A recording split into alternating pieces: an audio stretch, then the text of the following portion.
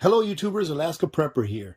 Ladies and gentlemen, during my first deployment to Afghanistan, we overwintered there, meaning that we got there in wintertime, and when we left, it was after wintertime. It was like the spring, because we were there for almost 15 months. One of the biggest morale boosters, at least for my platoon, because we spent a lot of time outside the wire, was to be able to eat warm food. So before we went out on whatever mission we were going out on, we would load up the Humvees with MREs, with tuna, with protein drinks, with water, all that kind of stuff. But we always made sure to bring a small stove with us, and we were able to get propane out in the economy. So today I want to talk to you all about how are you going to prepare your foods, because you really don't want to get stuck eating cold food during a time of stress. I would think that you would all agree with me in me saying that a nice warm or hot meal is always really nice to have instead of having a cold meal out of a bag. So today we're going to talk about the different types of fuels that I have, the different types of fuels that you can use to cook. How much are you going to need? Today we're actually going to cook a little bit of rice in the small camping stove that I showed you all the other day. That was like 21 bucks. It's right there as you can see it. And we're going to measure how much butane it actually takes to cook that rice. And then we're going to go ahead and do a little bit of AP math and determine how much butane we'll actually need to cook a 50-pound bag of rice. Now, everything that you see here is not everything I have. Actually, everything did not fit up there. I do have one other item on the floor that I'll be sharing with you here in a few minutes. But first, let's go ahead and start off with what types of fuel. Now, one of the things that I do about every other week, I'll go to Sportsman's Warehouse and I'll see if they have any of these jet boil butane cylinders, because this is my favorite brand of butane to use with my little butane stoves. And whenever they have some, if they have a limited amount, I'll just pick up a few, 3 or 4 or 5. If they have a whole bunch, I'll pick up as many as 10. But what I do is I go ahead and I store them in these totes right here. So butane is one of the ways that you can cook food or warm food. However, ladies and gentlemen, it's kind of pricey. Another way, ladies and gentlemen, is with these butane cans, which is actually a little bit better deal than getting the actual butane cylinders, depending on what kind of cooking apparatus you may have. Because these cans, well, they used to come with 8.8 ounces of butane, but I noticed that the newer ones only come with 8 ounces of butane, even though these cylinders here are about $10 a piece and they come with 1 pound of butane, whereas these were only about $3.99, $4 a piece. So it's a little less expensive. You're getting a little bit more for your buck getting these, especially when they were 8.8 ounces. But this is another way to be able to power your stove, depending on what kind of stove you have. And I want to be showing you those stoves here in a minute for those of you that haven't seen them. And of course, ladies and gentlemen, we all know what this is, the little propane fuel cylinder. And these are great. They used to be a lot cheaper than what they are now. I think the last time I was at Walmart, I saw a couple of these for like $8. So I'm thinking that they go for about $4 a piece nowadays. You may be able to find them a little bit cheaper if you buy them by the 4-pack, but that's around the price that they go for. So you're paying about $4 for 16.4 ounces of propane. Now, if you have a stove that uses propane and uses these cylinders, this here next item may be a good solution for you so that you can save a lot of money. Remember, I said that these are roughly $4 a piece right here, and these bring 1 pound of propane. Now, although this was a little bit pricey to purchase, I purchased this Ignik propane cylinder, and it is a 5-pound propane cylinder, and I believe they go for like $69, $79. I also purchased the carrying case that comes with it, so altogether it was a little over $100 for both of these items. But ladies and gentlemen, let me tell you how much money you'll save by using this instead of using this. If you all remember, I told you that these were about $4 a piece or so. Well, unfortunately, propane has gone up in price. Propane here a year ago was like $3.29 per gallon. All right, ladies and gentlemen. And now we're looking at about $4.30 per gallon. Well, it just happens that when I went and had this filled up, it took exactly 1 gallon. So I've got 5 pounds worth of propane in this cylinder, and it cost me $4.30. About 30 cents more than what this would cost me. Now, of course, there's an upfront cost if you want to purchase this, but in the long run, it will pay off, and you won't have to worry about trying to refill these, because these really, you shouldn't be trying to refill. I know I've done it before. I think it works just fine, but they do sell some refillable 1 pound propane containers that you can actually refill, and that's what they're made for. However, if you go this route, you'll have 5 times as much for about the same price than what you're paying for this. So we've got butane, we've got propane, and ladies and gentlemen, let's not forget candles. I did a video a long time ago where I used tea light candles, and I was able to cook some rice on a regular pot. So candles also will do the job, and they'll do 2 jobs or 3 jobs at the same time. Not only will they light your area and also make some rice, but they'll also provide a little bit of warmth to the space that you're using it in. Being diversified in everything that you prep, I think is a good idea. As you can see here, I have several different types of stoves that I can cook on.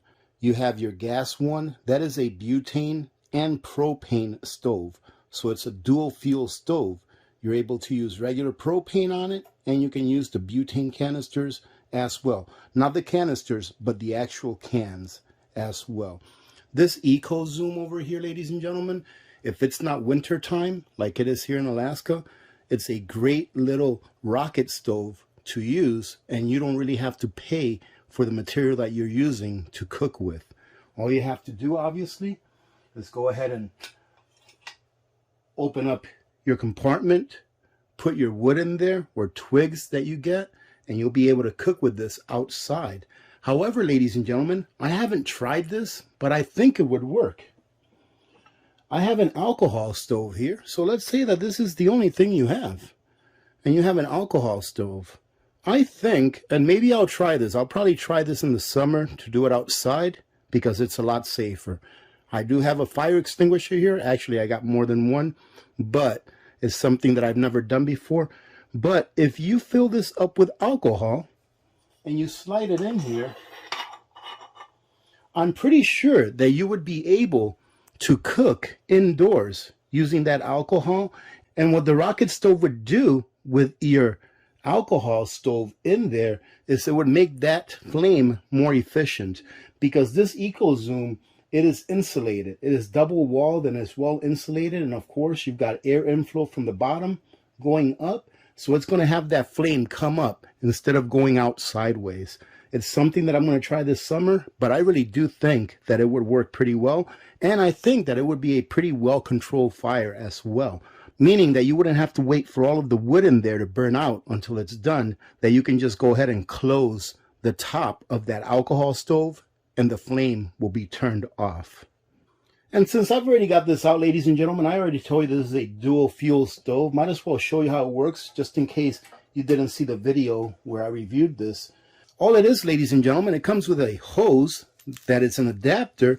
And as you can see, this right here is going to go on top of the 1 pound propane cylinder. And or if you have a propane tank like that one, like the Ignik, you would just connect it to the hose for the Ignik. Now this is the hose for the propane tank for the Ignik, and this is the hose that converts it from butane to propane for the gas 1 dual fuel stove. So all you would have to do, if you didn't have one of the 1 pound cylinders but you had the Ignik instead, is just go ahead and there you go. So I'm really happy that I got that dual fuel stove. It works outstanding. And I do believe that the gas one is rated as the biggest indoor-outdoor camping stove in regards to BTU. I believe it's 15,000 BTU, which is really, really good for a portable stove. And of course, ladies and gentlemen, this is the kind of butane that it takes. And it's just a matter of lining up this notch right here to the inlet, and then using this lever to lock it in. Very, very user-friendly stove. I like this stove a lot, and I highly recommend it. Now this, ladies and gentlemen, is a really cool little stove. I like this stove for people that live in small apartments or small houses where they don't have that much room, because look how compact it is. But it is a little workhorse. If you haven't seen me review this stove, which was a while ago, I was actually able to process a batch of pressure canning on this stove. It took me one full can. It's like when the timer went off, the can of butane that I used was done. Right when the timer went off, and it kept temperature and it kept pressure the entire time. This stove is made in Japan. I'll go ahead and leave a card on the upper right hand corner where I reviewed this stove, and also where I reviewed the dual fuel gas 1 stove as well. Now it is a lot more expensive than the gas 1 dual fuel stove, so I would have to recommend the gas 1 dual fuel stove over this one, because this is about $120 or so. They're made in Japan, extreme high quality, but I have to tell you, I really like the idea of having the gas 1 that's dual fuel. But I didn't know about the gas 1 till just a short while ago. So let me go ahead and show you how this works. It's really, really cool. So all you have to do to take this apart is just pull this open. Okay. Now down here, this got me when I first tried it. Down here, there's a little button that you push. Now, first, you have to pull this out. You push this button down here. And once you have that button pushed in, it comes out like this, all the way. Okay? So now, you put it like this. Your legs come out like this, and they lock in there. And I know I don't have that much room in here. I thought I'd have more room to do stuff, ladies and gentlemen, when I got the bunker up, but the bunker's full of stuff already. But look at that, ladies and gentlemen. That is such a nice, sturdy stove. You put your butane canister in here, just like any other butane canister that you get of this type, and it works great. All right, this is something that I would recommend to someone that doesn't have a lot of room, that can just take it, fold it up, put it away in a corner somewhere, and then take it out when they need it. Now, ladies and gentlemen, I just wanted to show you how I organized this. Obviously, you've already seen that I have the fuel in the totes, but right here we got 20 cans of butane, and that stove that I just showed you is right there. So rule of thumb is, for me, is you have 1 can of butane for 1 day's worth of cooking or warming up water. One of these cans of butane is rated to last about a good hour on high. So if you have this stove on high for a full hour, it'll use up a can of butane. The reason that I was able to pressure can for about an hour and a half when I did my review of this stove is because once the canner came up to pressure, of course, we all know that we lower the gas. So I was able to do a 90-minute plus, because remember, you still have to bring it up to temperature and up to pressure. So I was able to do a 90-minute plus, probably closer to 2 hours with 1 can. But if you use the rule of thumbs of 1 can per day, then in this one tote right here, I could probably fit 1 more can right here. But I would say that in this tote right here, I have enough fuel with the cooking apparatus that I need in order to cook 3 meals a day for my family for 3 weeks.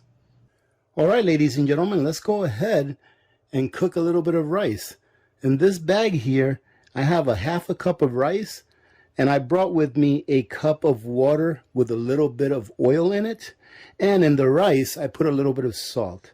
So we'll see how long it takes to cook it using this and see how it comes out. And more importantly, let's see how much fuel it takes. All right, we're going to go ahead and put our water in there nice and slow. Hopefully I won't make a mess. Like I said, this is the first time that I've used this since I got it. But guess what, ladies and gentlemen? What did I forget to do? I always forget to do something. You all have to keep me in check, okay? I forgot to weigh the canister. And we can weigh the whole thing like this. And it is in grams. And we have 456.56 grams. Let me go write that down.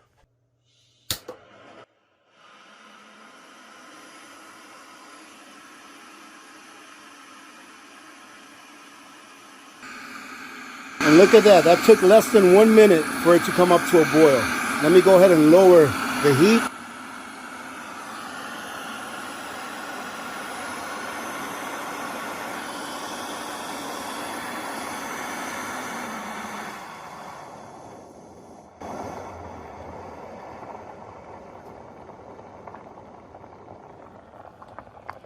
As you can see, it's boiling. Now we're going to cover it and start our timer. 22 minutes. All right, ladies and gentlemen, the time is up. I started my timer at 18 minutes because I didn't set it for about 4 minutes after I told you. So let's go ahead and turn it off and let's see what it looks like. The number one rule, ladies and gentlemen, when you're cooking rice, once you put that lid on, you don't take it off. All right, ladies and gentlemen, I ended up turning this around. That way it could be better balanced down there. All right. So one thing that I want to cover, let me turn this off first. All right, it's off all the way now. One thing that I wanted to cover, ladies and gentlemen, people always ask me this question whenever I'm cooking inside with butane or propane. And it's a good question, all right? It's a good question. So I always answer the question with a question. And the question normally is it safe to cook inside with butane or propane? Well, ladies and gentlemen, number one thing, I have a fire extinguisher, not only here, but I have several in my house as well. Second thing, I have a carbon monoxide detector, okay? Very important. These are things that you ought to have no matter what, whether you're cooking with butane or propane inside or not. And then the question that I always ask when I'm asked that question, is it safe to cook inside with butane or propane, is, now do your own research, but the answer I give them is in the form of this question. Do you know anyone that has a natural gas or propane range that they use in their homes to cook? I have a propane range in my house. We cook with it all the time. Never had a problem. Never had the CO2 detector go off. I've had the smoke detector go off a couple of times when you burn something, but that's not because of the gas that you're using in order to cook, right? So let's go ahead, open this up. I'm pretty excited to see what it looks like, see how well it cooked. And let me go ahead and bring you all close up. And here we go, ladies and gentlemen. This is what it looks like. Let's see. Oh, look at that. It cooked really well. It actually cooked very, very well. There's no con in the bottom, or that crunchy part in the bottom that usually comes out whenever I use my range. Take a look at that. I mean, it looks good. I'm going to give it a try, of course. Let's see. Still probably pretty hot. And there you go. Take a look at it. I'm not sure how well you can see that. Hopefully there's no crunchy parts. Now I'll tell you what, ladies and gentlemen, that came out very tasty. I think I put just the right amount of salt in here. This here is a meal right here. Look at that. There is plenty of rice here for a full meal. Now, one thing that I think we can do to conserve more fuel is, obviously, if you take a look here, we could have probably cooked twice as much rice. So instead of cooking a half a cup of rice, we could have probably cooked 2 full cups. Now, it would have taken a little longer for it to come up to a boil, but I don't think that much longer. And instead of 22 minutes, I would have probably put it on for like 25 minutes. And it should have cooked a full cup of rice, probably not using that much more fuel, definitely not using twice as much fuel as we used to cook this. Let me go ahead and put this down. Let's get our scale out and let's see how much fuel we used. And then let's calculate how much fuel it would take us in the form of butane to cook an entire 50-pound bag of rice. All right, now if you remember, before we started cooking the rice, this weighed in at 456.56 grams. And we have the stove connected to it already, so we're not going to take anything off. Give it a second to stabilize.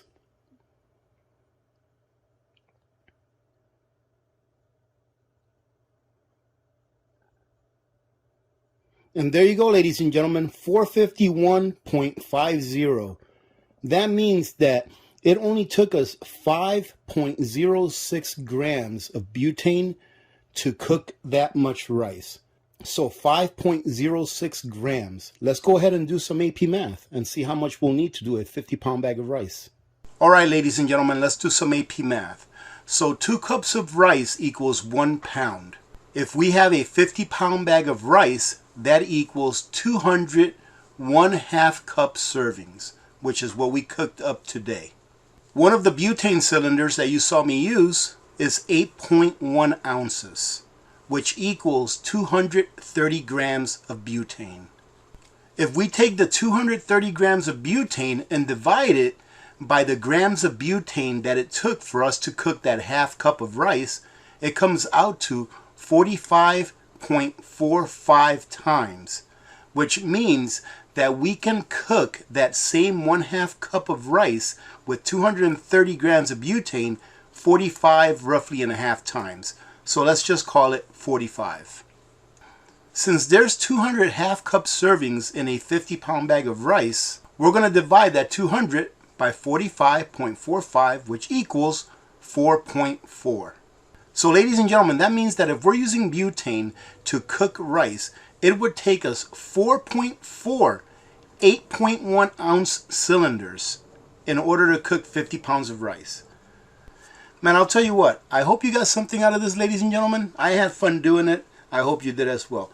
Ladies and gentlemen, for any of you that are interested in just daily news, the Alaska Prepper channel, I've been putting 2, 3, sometimes even 4 news articles there on a daily basis. So go check it out, and if you appreciate that, go ahead and subscribe to that channel as well. It's good to have a second channel as a backup, but I really do enjoy reading the news on a daily basis and putting it up on that channel.